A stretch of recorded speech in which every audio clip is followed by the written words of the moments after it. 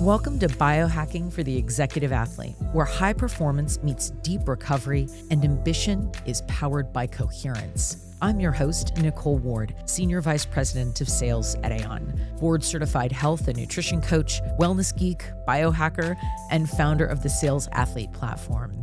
Each week, I get to sit down with industry leaders, elite performers, and trailblazing biohackers to uncover the science, strategies, and daily practices that fuel sustained success at the top. It's not just about pushing harder, it's about recovering smarter, thinking sharper, and performing better. Our energy is our edge, and this is your playbook for high performance from the inside out. Jeff Benton is the founder and CEO of Paragon Performance Evolution, and a sought-after expert in human potential, high-performance leadership, and emotional mastery. His work spans an unusually broad spectrum, from coaching Fortune 500 executives and special forces operators to partnering with professional athletes, astronauts, leading universities, and global women leaders. What ties all of them together is Jeff's mission, helping people operate from a higher state of clarity, resilience, and coherence. Jeff's philosophy centers on the science and practice of coherence, the ability to self-regulate your internal state so your brain, body, and emotions work in harmony. When individuals can access this aligned state, they make better decisions, communicate more clearly, recover faster from stress, and show up with more presence, gratitude, and authenticity. And at scale, this coherence transforms teams, cultures, and entire organizations. His approach integrates modern neuroscience, performance psychology, emotional intelligence, and timeless wisdom traditions, delivered through pragmatic, experiential methods that stick. Jeff is known for being both a connector and a human lab, constantly experimenting on himself with the same tools he teaches so he can understand transformation from the inside out. Whether he's working with a CEO, a soldier, or a student, Jeff's passion is the same, helping people expand what they believe is possible and guiding them toward a more coherent, courageous, and purpose-driven life. Jeff, super excited to have you here today. Thank you so much for being here. I'm so excited. I've been looking forward to this, so thank you. Absolutely. So maybe we could start off a little bit with your origin story. When did you first realize that you were obsessed with peak performance and not just doing well, but truly evolving human potential? Yeah, thank you. It's a great question. You know, I think it started early on. I was a sports fanatic, and not only was I a sports fanatic, but my dad was a sports agent. So he had the second largest sports marketing company in the world, and they represented some of the top athletes, you know, from NBA players, NFL, professional tennis. And so I got to be around it a little bit, and I was always interested in what made somebody the best at what they did. And it was fascinating to witness some of these professional athletes. But I would say more than that, where it really expanded into human potential, not just on the field, but in all areas of the life, it was really through a personal story from really a family tragedy. You know, for many years, I was fortunate. I had great jobs and kind of looked pretty on the outside, but was really being driven by fear, anxiety, anger, and this imposter syndrome. And as my low point, my mom took her life, and I hit rock bottom. But it forced me to change how I showed up. I just couldn't show up the way I was anymore. And so I went on this more, I would say, spiritual journey. I really, you know, around the emotional, the mental, and just getting to the truth of who I was. And I was exposed through scientists, but also from martial arts and shamans and monks, like these ancient practices that really allowed for me to learn how to self-regulate and get into my heart. And when I started to really embody it and integrate some of the things we teach, I remember, you know, from the time my mom left us to probably 3 to 4 months later, I woke up after doing these tools, techniques, and I actually felt somewhat present. I felt some joy, And I probably felt deep gratitude for the first time in my life. Wow. Yeah, because, I grew up in a pretty violent environment. So to feel positive emotions, one, nobody cared, right? Two, it probably wasn't safe to share. And then because of that, I feel like I didn't deserve it. And so when I woke up feeling that deep gratitude, I was like, if I could go from totally disconnected, right, being driven by really anger and thinking that's what was my success juice in a sense, and I could go to this joy, gratitude, present, I realized anybody could. And it was really one of the inspirations to start Paragon, because I knew if leaders related to themselves differently, they would make better decisions for themselves. They would make better decisions for their families, their teams, their corporations, and really humanity. And so even though we are focused on high performance leadership team dynamics, the higher mission is really changing the consciousness and awareness of leaders, because we continually see as leaders do the work with us, they are influencing then hundreds, if not thousands of people, like up-leveling their life. Absolutely. And like one of the, I was actually spoke at Comcast around my personal journey a little bit ago, and they were asking like, what's one of the truths you know? And what I know for me is every time I focused on the personal growth around the spiritual and emotional, that's when my business would expand. Because I used to do a lot of business programs, right? But when I changed internally, my external environment changed. And so I learned that many, many years ago. So my focus has been digging into my internal workings and how do I show up more present? How do I show up with a more quiet mind? Gratitude, as we know, is like a superpower. Absolutely. And so it sounds, what an incredibly cathartic experience. And it sounds Paragon, your company, was built out of that. When did you know this is the company I have to create? Was there a moment? Was it your mom taking her life, or when did you really know like this is something I got to do? Yeah, that's a great question. I think it was from my own journey, realizing even though I look successful on paper, that when I did the internal work, it literally changed my lens to the world. And not only more successful, but I just became more compassionate. I became more empathetic, and I was able to focus on beyond myself. And I felt like I went through my own journey and I learned things that I had to share it with other people. And then, with our other company, we were focused on doing naming rights and partnerships and strategy. And when we would work with our clients, we would eventually start doing more leadership stuff for them, even though that's not what we were doing. Right. And I know I manifested it. And what I realized is that's what felt best to me for my soul. And so, we started to do some of the leadership stuff years ago, but when the pandemic happened, there was such a feeling of unknown and disconnection and fear that we had companies and individuals reaching out to us from around the world. And it was like, okay, here's the sign from the universe to go all in. That's great. Yeah. And with all of the work that you've done with all the leaders in all of these different contexts, be they athletes, soldier, universities, CEOs, founders, what's the biggest challenge that you think those leaders face right now? Yeah. And what does it mean for like kind of how we show up as humans, right? Yeah. Yeah, it's a great question. Definitely in the corporate world, one of the biggest challenges is the world is moving so quickly and there's so many distractions. It feels like people don't have the space to be able to like think, right? And be in their bodies. And something that accentuated this is I read a quote from Astro Teller, and you probably know him. But Yeah. he runs the innovation lab at Google. Yes. And he talked about we're living in a time where we're not we were not designed to be living in the world we're living in. Like we're not equipped.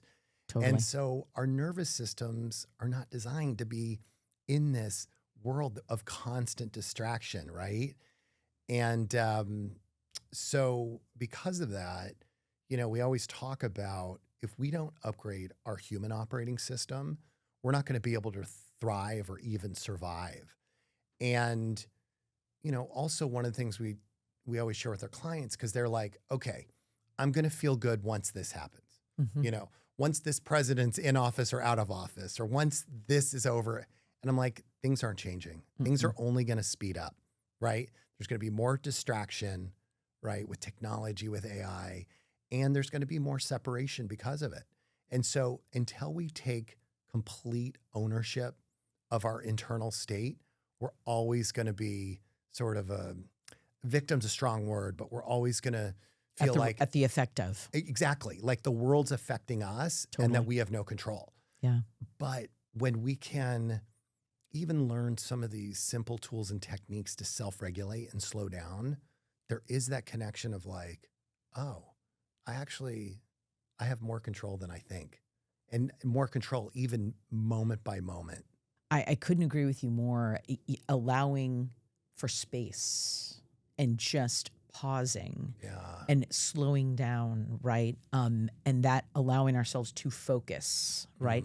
But like you say, that's an inside out. It's very difficult if we're just so attuned to what's outside, you know, coming in. So it has to be a deliberate choice. And so it leads kind of to my next question, which is, why is it so hard for us to break our patterns, right? Yeah. You know, what's actually happening in our brains that keeps us stuck? Yeah. So, all right, we do this with our clients. We always do a quiz. So how many thoughts a day do you think we have? Tens of thousands, 54,000 million. That's yes. pretty good. So we have 60 to 70,000 thoughts a day. And of those 60 to 70,000, 90% are the same as the day before. And of those 90%, 70 to 80% are negative or unhelpful. So on top of that, 95% of our thoughts are being run by the subconscious, right? So when we're aware of our thoughts, right, we can actually make decisions. But when we're unconscious, then automatic behaviors and patterns are running our life. And so we explain this to our clients so it becomes less personal, that if they're not making changes, right? And so the minute they understand our biology, right, or physiology, how we're wired, then we can come up with a plan, right, to show up differently. And we always say the number one thing to really create change in our life, and this has to happen above everything, is having self-awareness. And so the minute so we're doing constant exercises with our clients of reflection of their thoughts and emotions. Because when they can identify it, then when they happen again, it's in the neural networks for them to recognize and then choose different thoughts and different outcomes. But this is like the Jedi Master secret, right? And Carl Jung is one of my heroes. Totally. Right? Absolutely. I love these scientists that are mystics also. And he says, until you make the unconscious conscious, it runs our life and we call it fate. Totally. Right? And so when we can have self-awareness of our thoughts and emotions, and then we have tools to self-regulate, everything changes. And we always share with our clients that we have these choice points every moment of every day. And when we start to have these choice points and recognize them and we make different decisions, that's what creates our future. And so when our clients start to reference, oh, I had a choice point here, or I had a choice point there, we know their lives are changing in a positive way. And like we talked about a little bit before, is what happens at a deeper level is they start to realize, like you said really well, that life's not just happening to them. It's a flip where then they become the creators of their own world. Absolutely. It's really powerful. Yeah, that we are the creator, right? We are source. Yeah. Yes. But getting there and getting to that awareness. And I love your call out on choice points Yeah. as sort of a calibration of, you're a choice, that recognition. Yeah. But I heard someone really interesting the other day say, and he's a Harvard PhD, MD actually, and he was talking to Andre Decumbe, who I very much respect in his show. And he was saying how when we have a thought more than once, there's a program there. There's a subconscious, script that's playing, and that's a good awareness to have as well. Is like, have I had this thought before? Is this a repeated thought? There's something there. There's something that's been caught in the filter, to quote Michael Singer, right? Yes. And that there's an opportunity to look deeper, right? So, I love what you're sharing there, because it is really about rewiring ourselves to those choice points, right? Exactly. And a couple things. One is that we have this thinking, feeling loop. And so let's say we're driving in traffic, right? And some ding dong cuts us off. So you have the thought, and then you feel the anger and frustration. And then the brain automatically looks for another thought that correlates with the emotion. So this is how we get into patterns, right? These subconscious things when we're not aware. And we do an exercise with leadership teams and individuals. We have to know them really well they have to trust us. But what we do is we have them write down all the self-limiting beliefs that they have. And then they turn to their partner and they have to put their name to it. So I write, hey, I'm not good enough, da-da-da, da-da-da. Yeah. And then I turn to my partner and I say it as if I'm saying it to them and it's their thoughts. And it is heightened awareness of how we talk to ourselves. And the way we talk to ourselves, we would never talk to anybody else. Totally. And so when we can amplify it, when they're saying it to somebody else, they're like, okay, I'm not having those thoughts for myself anymore. But again, you're right. Like when we're, even up to age 7, it's really hard for us to filter things, right? Through this conscious mind. And so when we can start to identify these thoughts and know they're not serving us. And there's even something, this is a whole other thing, but the way trauma lives in the body. But I'm a big fan of IFS, internal family systems therapy. Yeah. And it actually allows for us to make friends with some of these things that we're beating ourselves up for, right? The things we have shame around. So an example is, growing up, it was hard for me to be vulnerable because it wasn't safe to be vulnerable. So when as I got older in relationships and I wasn't capable of being vulnerable, I had a lot of judgment around myself. But when I worked with a therapist and I understood me not being vulnerable kept me alive, it changed my relationship to it. And so instead of pushing it away and resisting it, I was able to bring it in, and just that act alone was able to lessen it and reframe it to be able to move forward in a different way.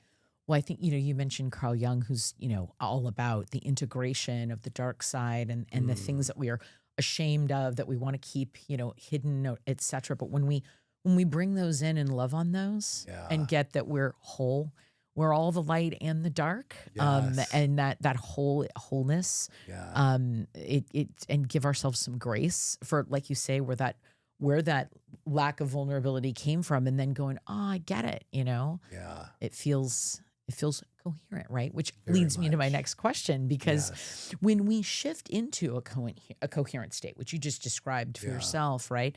How does that affect others around us?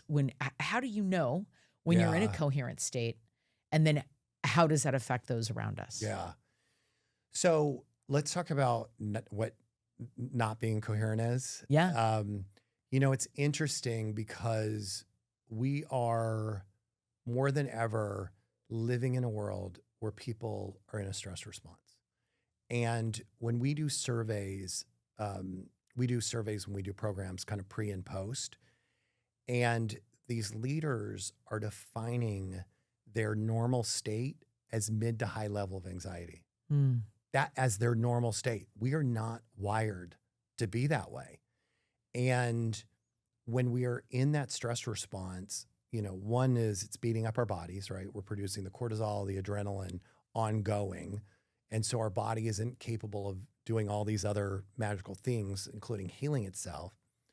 And also as leaders, when we're in a stress response, we're limited in our ability to think clearly, make decisions, communicate, have empathy, and see other people's point of view.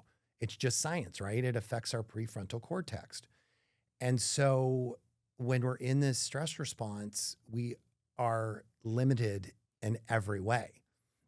So when we can teach people tools and techniques to get into this more coherent state, it changes everything. And there's a couple different ways, but we're huge fans of the Heart Math Institute. And they've been, now almost 40 years of science and research, right? Yeah. On how the heart and brain communicate. And a lot of Dispenza and a lot of these other folks have really taken the Heart Math teachings and done a great job communicating. Yeah. The CEO power and of it. founder was at the Dave Asprey's biohacking conference that I went to this year. And God, he's dynamic. Roland. Yes. Dr. Roland. Yeah. Amazing. I love him. We work really closely with him. Such I a- interviewed him the next week at Human Tech Week. Oh, that's right. And, yeah, that's right. and I remember you going to that. he said he had a great time Yeah. with Dave. Yeah. So, there's a couple ways that you can get into coherence, or this is what we've been taught. So, we can do meditation, we can do yoga, we can still be in a stress response. And so a couple things that we teach that we have found to be highly effective. One is when you do heart-focused breathing. So when you put your attention in the area of the heart, then it changes the rhythms of the heart, which sends a different neural signal to the brain, right? And then it helps you get into this coherent state.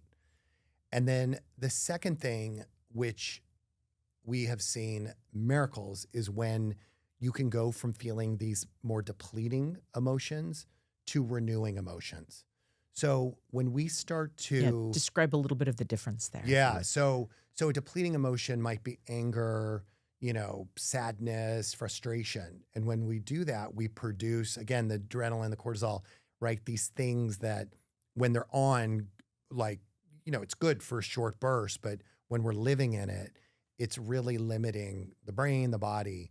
But when we can start to even make it a practice to tap into these renewing emotions like gratitude and joy and love, there's 1,400 biochemical changes that happen in our body.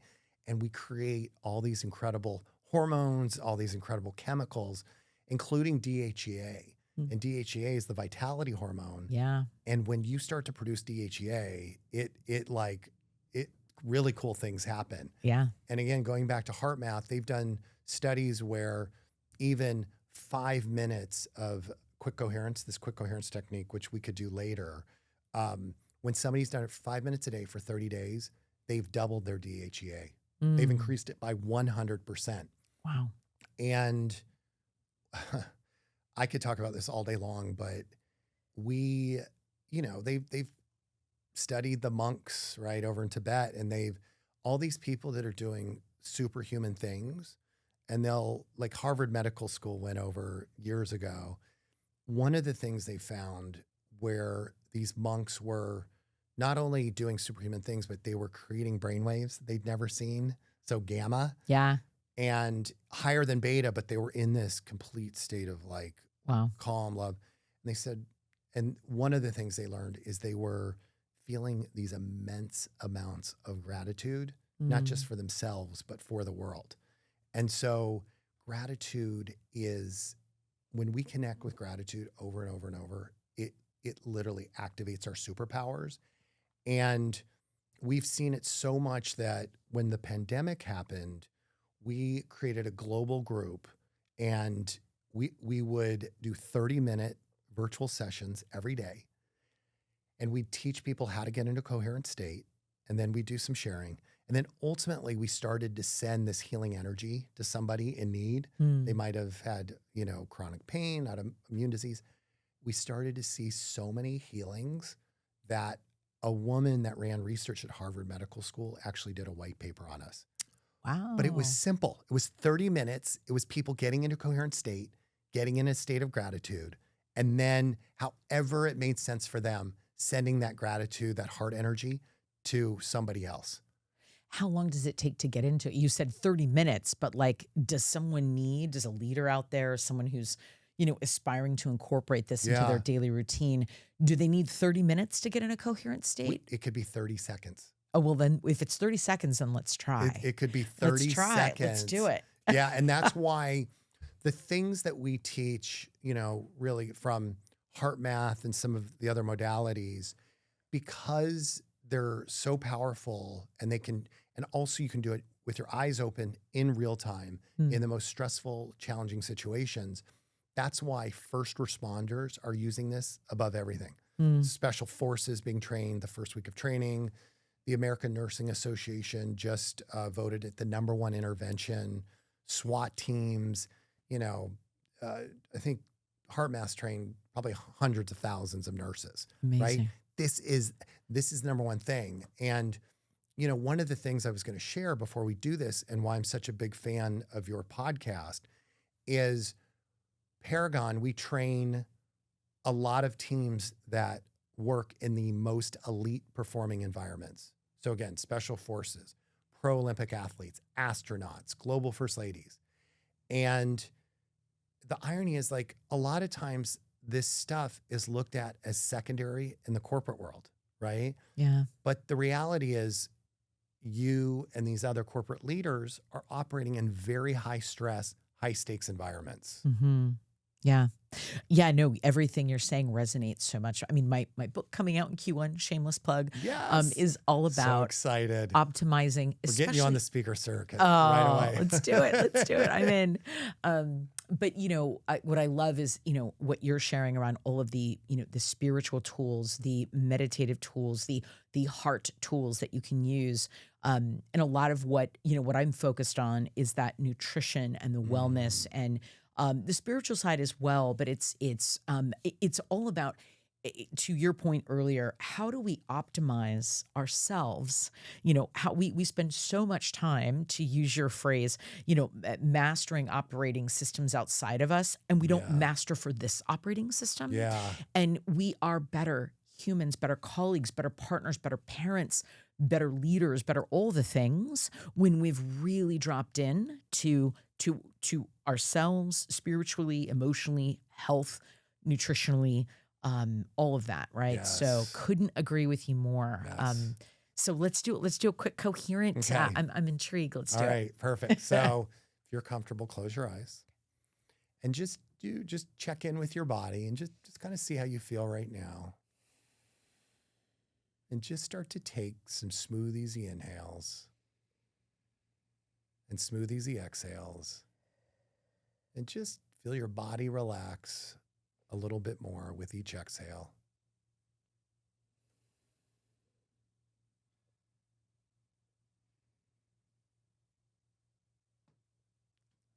Just maybe count to 5 on your inhales. Count to 5 on your exhales. Or find a count that's comfortable to you.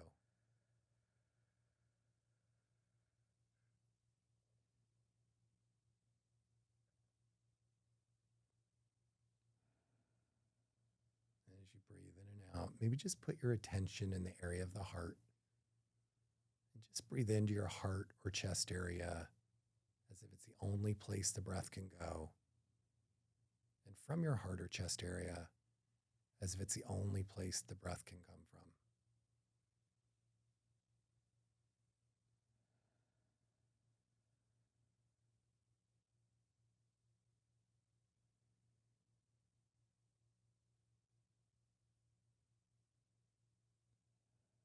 And as you breathe in and out, just do your best to maybe connect with a positive, renewing emotion. Just connect with a memory that provides a feeling of joy, gratitude, love. Just allow yourself to feel that within the body.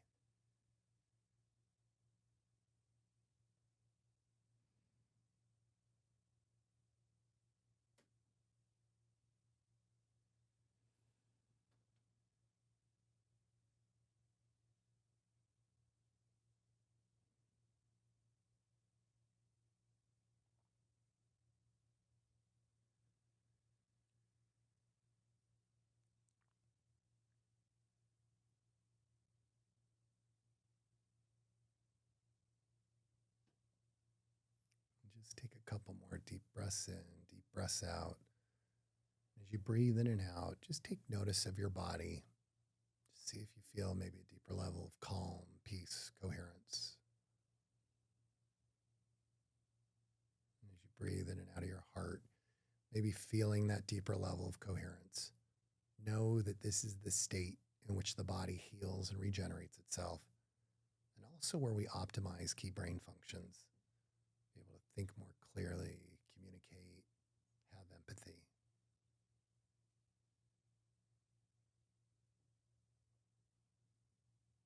And just whenever you're ready, you can open your eyes.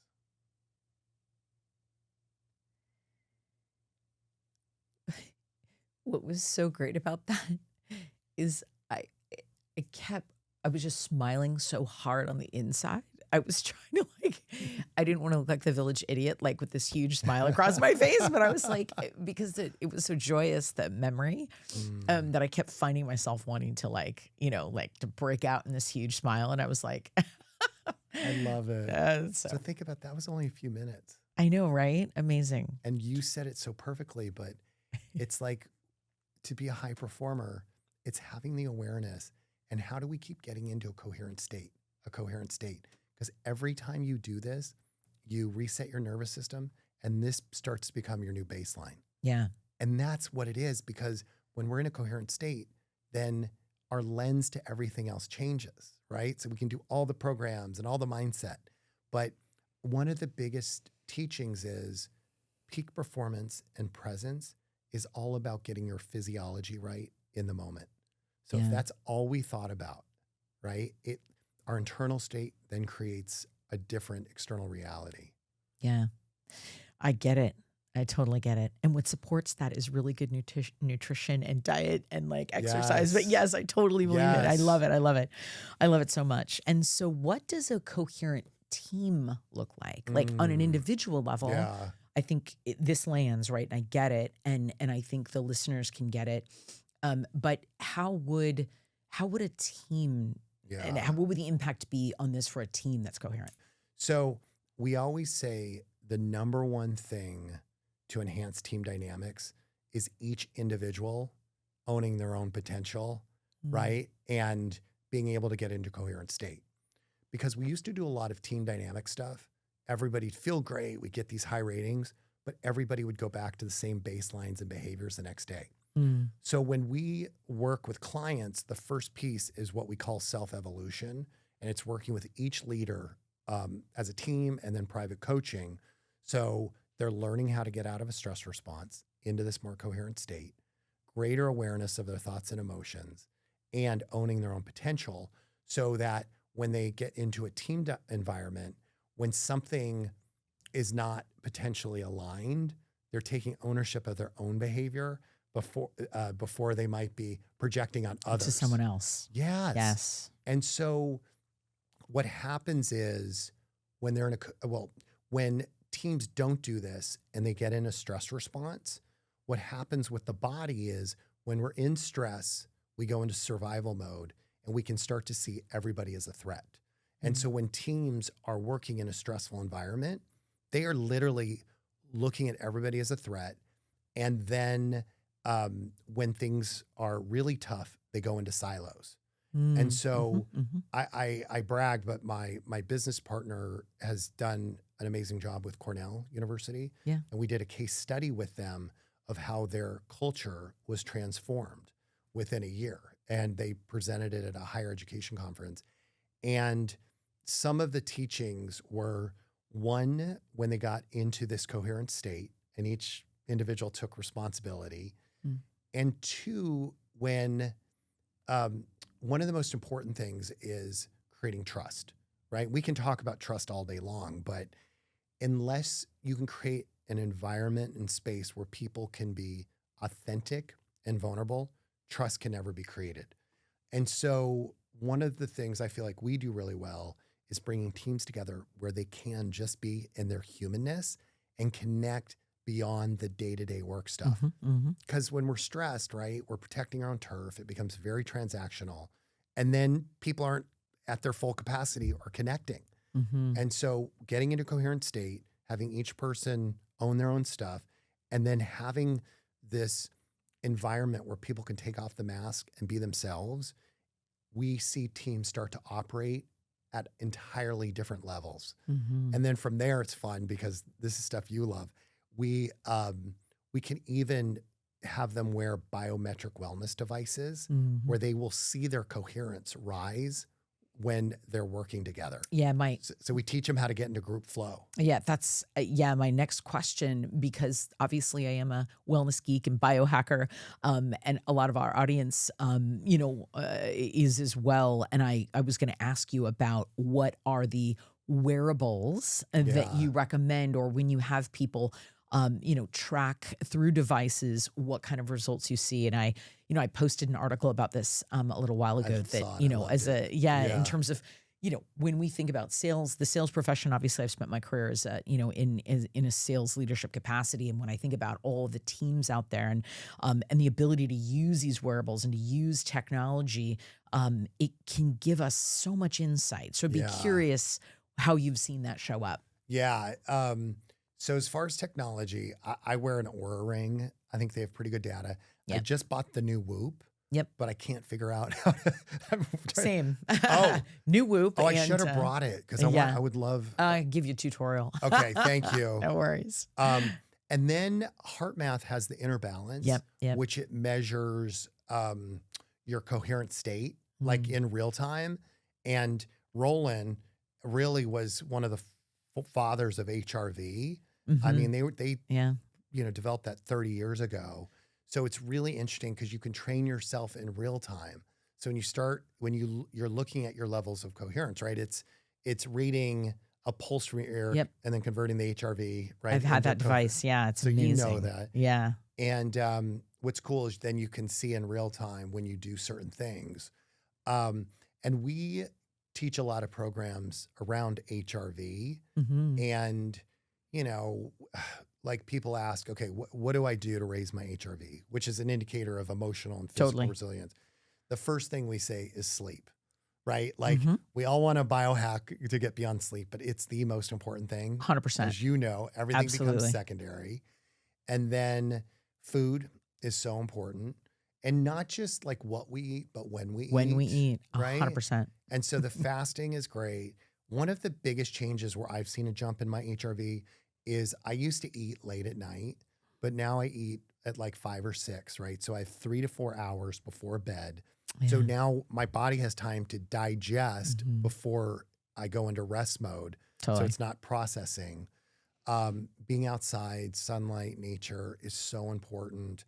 The cold therapy has been amazing. Yeah. But it's interesting. The number one thing, because I work with pro athletes that literally are doing everything perfect on paper, but they still have low HRV. Totally, yeah. And the number one thing is when I'm in a state of joy or gratitude and I take breaks during the day, doesn't matter if I didn't sleep, I ate sugar that day, my HRV is noticeably higher. Yeah, interesting. And so we hold the stress, even if we're going from the cold plunge to the meditation to eating gluten-free to whatever. Right. If we're in that state of stress, it doesn't work.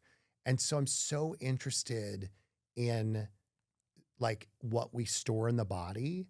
And so I always say my new religion is being in the body, because I've meditated for 25 years and done a lot of spiritual practices. And I was really good at leaving my body, but it is so powerful when we feel into the body and we feel the sensations of going on. It really helps us move through some of the trauma. And so one of my practices in the morning is Qigong, and I'll do 20 to 30 minutes where I will just hold a pose. So like I'll do tree pose where you're holding it. And when I first started, it was like, okay, I'm going to die. This feels uncomfortable. I want to scream. But now, because I've been doing it for a while, my mind is still and I can witness the pain and discomfort without any attachment. And so it just, it highlights the relationship between the mind and the body. And then after 20 minutes, sometimes the pain goes away. Totally. So it's like, okay, I was telling a story before, right? And Well, that's the Buddha saying, do not suffer in your suffering, right? exactly. But like for us to be in it Yeah. is one of the, like one of my teachers always says, you know, if you want to be spiritual, go do tree pose for 30 minutes and see Yeah. really what's going on inside of you. Right. Because the only way is through, right? It's the only way. You just keep living into it and being into it. And then all of a sudden there's the breakthrough to the other side. Exactly. And, you know, I was the king of meditation and escaping my body, or, you know, plant medicine is very popular now, but it can really be an escape. Mm-hmm. And if you're not integrating and doing the work, it's not that effective. Yeah. When you think about the future and the future of performance, and obviously you're working with top performers all the time, you know, what are sort of the inner capacities that leaders of the future will have to have? Even if you think about 2035, you know, and what that leader looks like, you know, what is their daily performance routine, you know, compared to today? When you think about the impact of AI and how it's accelerating things, when you think about their emotional regulation, intuition, creativity, how is the future leader impacted by all of those things? You know, I think one of the main things is our world's moving so quickly. And like we talked about, it's not going to slow down. And AI technology is a great thing, but it's really creating a disconnection among humans. And also with AI, there's so much knowledge that our expertise is not a competitive advantage anymore, right? And that's going to be more and more true.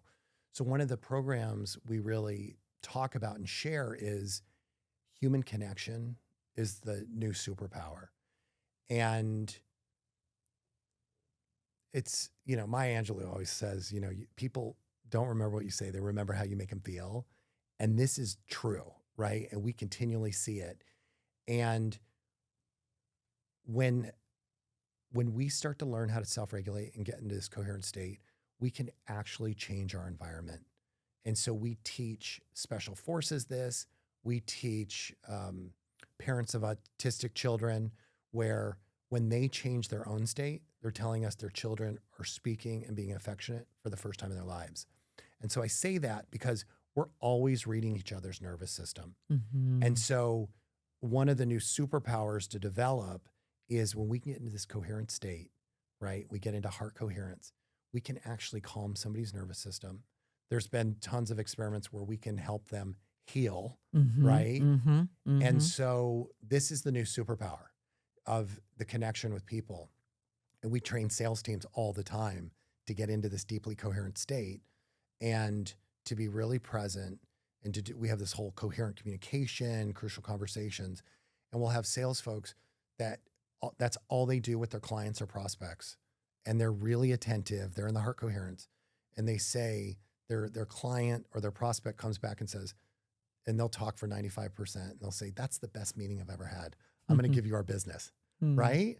So it's really like slowing down and simplifying everything. So that with the tools, the magic of technology and AI are powerful, because at some point we still are going to be doing business with, I mean, depending on the industry, right? It's all about the relationship. Absolutely. I think Simon Sinek came out a couple of weeks ago and said something to that same effect, which is it is that human connection, it is wisdom. You know, those are the things that we really, where we still have tons of value. You know, where AI, you know, it's not there yet, right? Yeah, exactly. Yeah. And why are we having this human experience anyways? Right. Earth school. Like there are certain needs that, like, we are wired for connection. Yeah. Absolutely. And the more we move away from it, you know, it creates big challenges. Absolutely. The minute we start to feel really separate from each other, then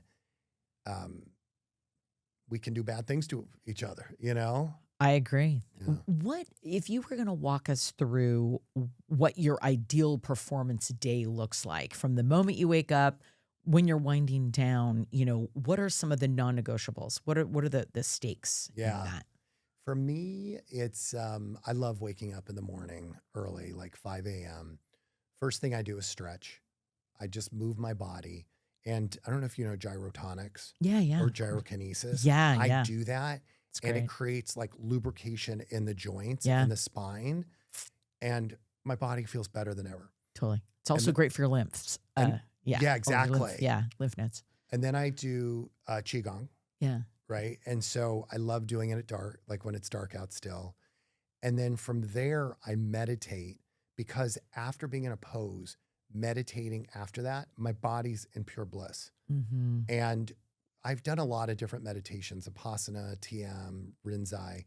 But right now, all I do is try to just expand out, expand out, right? Let go, let go, let go. And then after doing the Qigong, everything gets accentuated.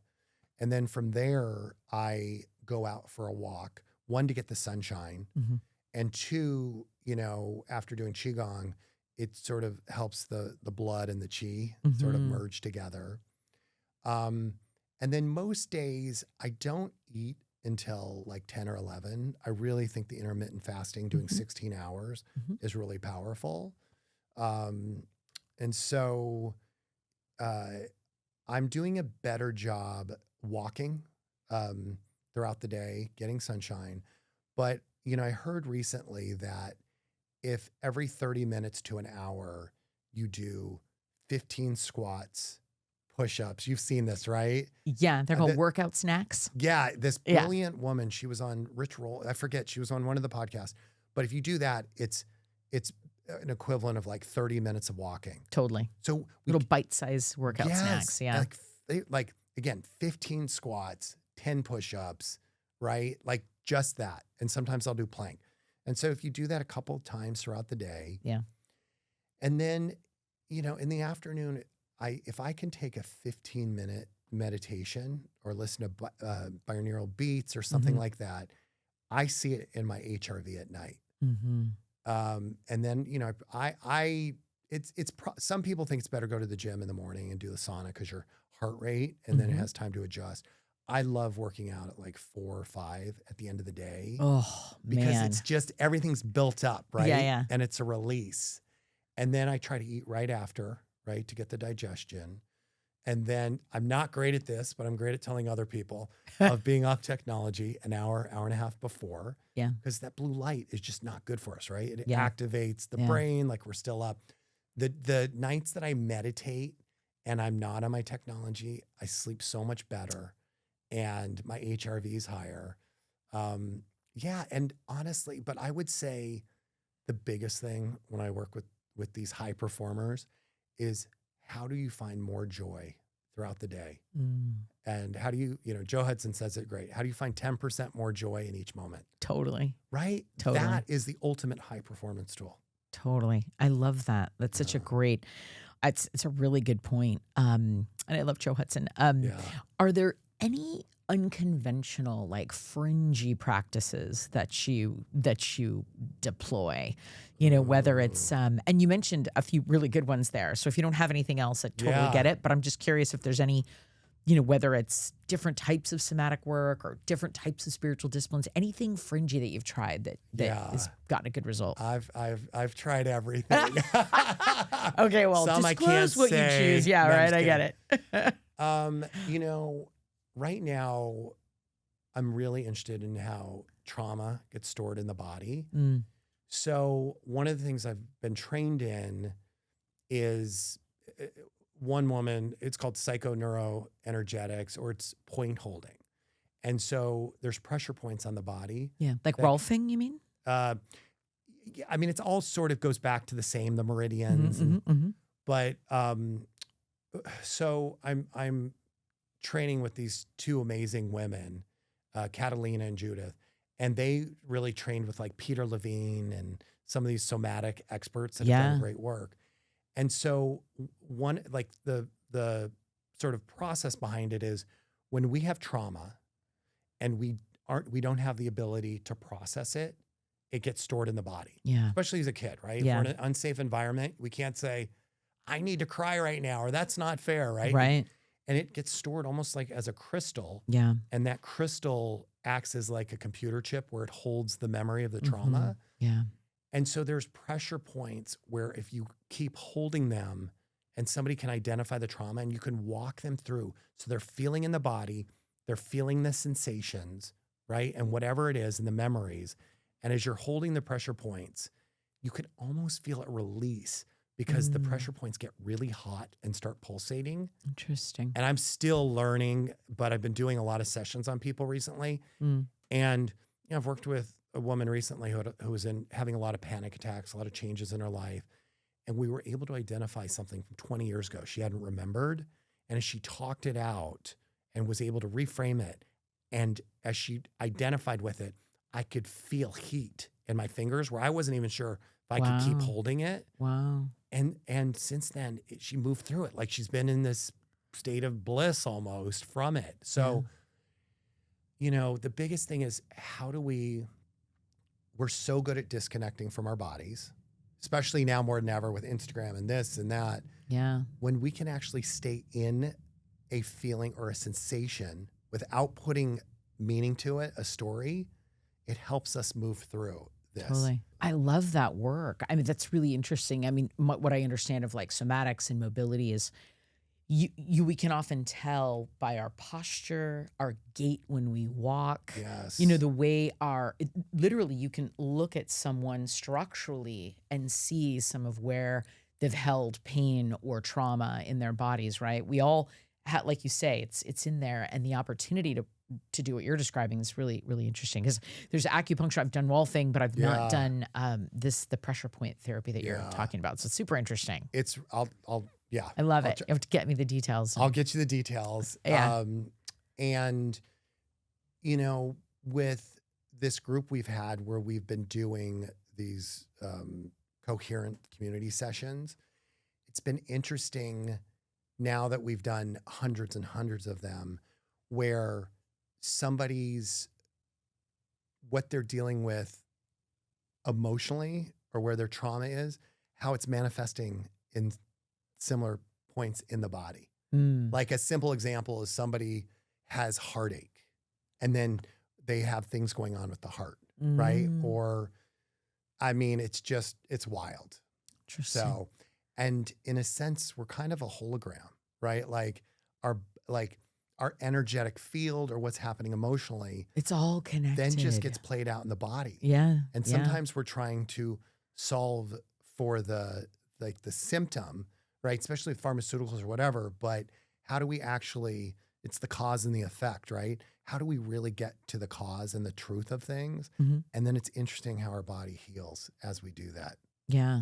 Yeah. And it's just seeing ourselves as a whole system, a whole thing, and how we're connected. And then of course that translates to how we're connected to others that are in our sphere and and scope. It's fascinating. Super interesting. I love those examples. All right. So a few rapid fire questions. What's one belief about stress or performance that you wish every executive could just delete immediately?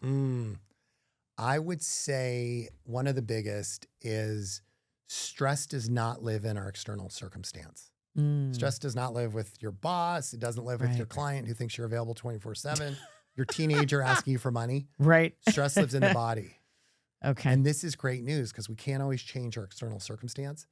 But now we know we can always change our physiology. Control. Right? Yep. So when we're feeling stressed, now we have tools and techniques to get into this more coherent state. When we get into this more coherent state, it changes our lens and actually changes the external circumstances. Yeah. Well, you were saying choice point earlier. Choice right? points. Yeah. Interesting. That's great. I love that. What's one book or practice or even a teacher that shaped you the most as a performance coach and the CEO of Paragon? Ooh, I like that. One, Heart Math. I got to give a shout out to Heart Math. They've been a game changer. They've changed so many people's lives. Two, my martial arts teacher, Ray Carbolito. He's amazing.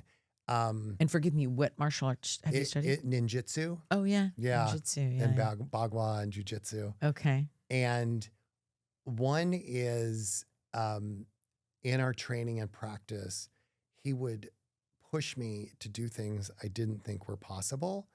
So it really highlighted belief systems. So one is doing a full roll on a hardwood floor. And when I first witnessed people doing that, I'm like, no way, I'm going to break my neck. And then when you actually do it, you're like, oh, I can do that. And I can do it over and over and over. Where else am I having limitations in my life? Yeah. And realizing it's all here. Yeah. And that when we can identify it and keep pushing forward, it keeps expanding our mind, our brain. Yeah. And I realized when I would move through stuff like that, the rigidity or restrictions in other areas of my life started to loosen up. Amazing. Yeah. I love that throughput there. That's Yeah. great. What we think, the limits that we think, we have and how to see beyond those. Yeah. It's such a balancing act. It's interesting because I'm posting an article this week on, I call it the edge of effort, which is, when as leaders and executives do we push and do we drive past to, exceed our own potential limitations of what we're capable of? And when do we recognize the stop signs and go, ooh, I'm getting a clue here that I don't need to push right now, that I actually need to honor where I'm at. And how do we balance that, right? Because I think there's a knife edge there, right? When to push and when to go, oh, maybe I'll recover now. Yeah, right? I love that. Yes. Yeah, because it's being in tune with the body, right? Of where you might be depleted or where you have energy to push. And it's also our belief system.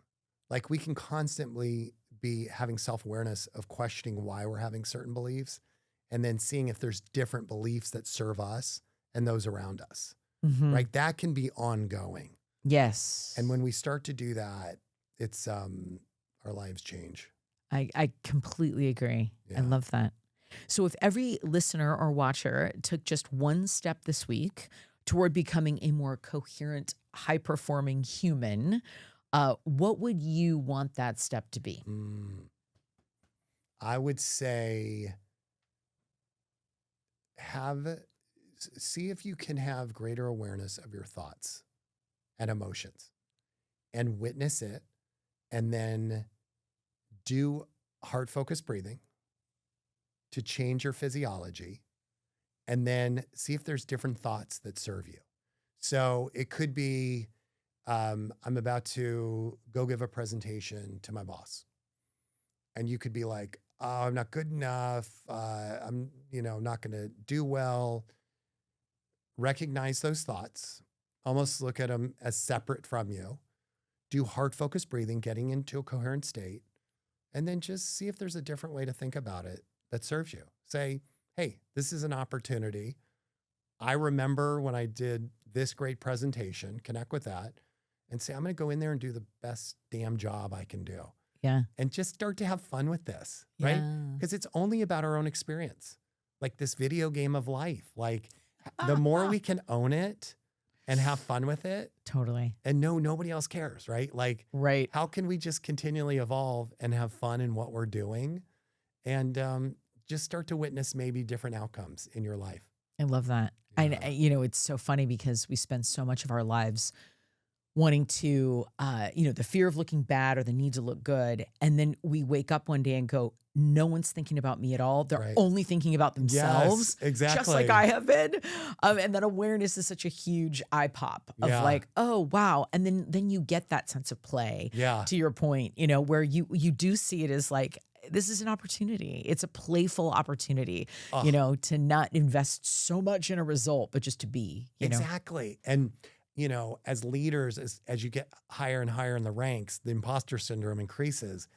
And, we tell leaders all the time, you're being judged every second of every minute of every day. And it's human nature. It has nothing to do with you. When other people think of us is none of our business, right? Exactly. And you're it's not about us. I'm getting judged because I'm a man or a woman or this or this. Totally. And I remind somebody of their brother, their father, their ex-boyfriend. So nothing you can control. The minute you realize that, you can let go and just be in a present moment and in your heart 100%. to just connect with people. Totally. Yeah. And people will always judge us, and we can't control not one little bit of it. It doesn't matter. And it doesn't say anything about me anyway. It has nothing to do with me. It never does. Exactly. Somebody could spit on us and it literally has nothing to do with us. Yeah. Totally. Copy that. I love that. So we always say, like, how do you stay engaged with no attachment? Yeah. Yeah. And life's exactly. much more fun that way. Totally. It's so much more fun that way. Well, because we do have a lot of executives and leaders on the call, I wonder, because success is a very charged word. And I would imagine your experience and seeing some of the evolution, the iteration of some of the people that you work with at these high performing levels, and how success shifts for them based on the work that you're doing, based on this whole coherent state. Can you give an example, or is there one, maybe really transformational example you could give around how that whole concept of success changes, or how it could be viewed as opposed to the way it is viewed so much and so often? We have some amazing stories. There's a couple I wish I could share, but you would know who they are. You can leave the name, you can leave the names out, but yes. But we've worked with CEOs running some of the biggest companies or well-known filmmakers, and when they were operating in a state of stress, they were looking successful on paper, but because they were being driven by fear, and that they were not attentive, right? They were didn't have the greatest health. They weren't showing up for their families. And so when they worked with us and they got into this more coherent state, right? They literally, just physiology, they had a different lens to the world, right? When they got into their hearts, and they realized that they could actually be in a present, grateful, joyful state and still be successful, right? And actually more than successful. Even with these athletes who I've worked with, where I was like, God, if I take away their anger, will they still be successful? Good? Yeah. And they were better. Yeah. And so what happens is when they get into this more coherent state, they succeed, but then they start to be more connected to everybody else, and they start to make decisions that benefit others also. Because one, they've seen their change, and now they want everybody to feel that. Yeah. And it's been amazing. We've seen leaders that were making a lot of money, very powerful, really focused on their own journey. And as they got into this more coherent state, they understood their connection to everybody and how they could make an impact. And they started to make decisions that positively impact thousands of people. We continually see health get better dramatically. We see deeper relationships with families, with spouses, with children. So they're living more meaningful lives, and just a higher quality of life. It's amazing. Yeah. I love that. I think there's so much to be said for, and I've said this before, and I say it in my book, but I believe our greatest competitive advantage is coherence inadvertently, right? I would say health and wellness, and seeing ourselves as the full whole beings that we are, that's the greatest competitive advantage. But people do think I'm going to lose my edge, if I solve for this, or if I get past it, and it's the furthest thing from the truth. Way. Exactly. It absolutely goes the other way. Yeah. So I love that.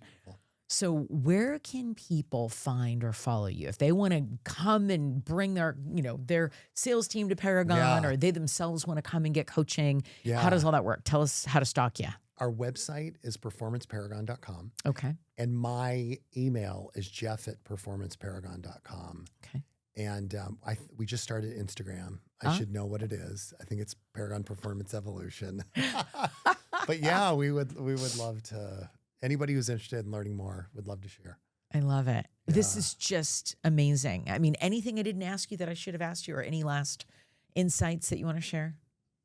Only that you're an inspiration, and really, like, the way you live your life, where you're like fearless, but you're kind, and you're also like what you embody of how you live your life, from the health and the relationships you create and the joy. So I'm excited for your book, and then supporting you on the journey with that. I'm grateful. I'll take all the help I can get, Jeff. Good. Bring it on. You're very gracious to see that. Thank you so much. Well, I'm just thrilled that you took the time to be here today you. in It's an person and to honor. chat, and so many jewels, gems of wisdom in the conversation today. So super grateful. Yeah, go Paragon and go Jeff Benton. Thank you so much. Thank you. Cheers.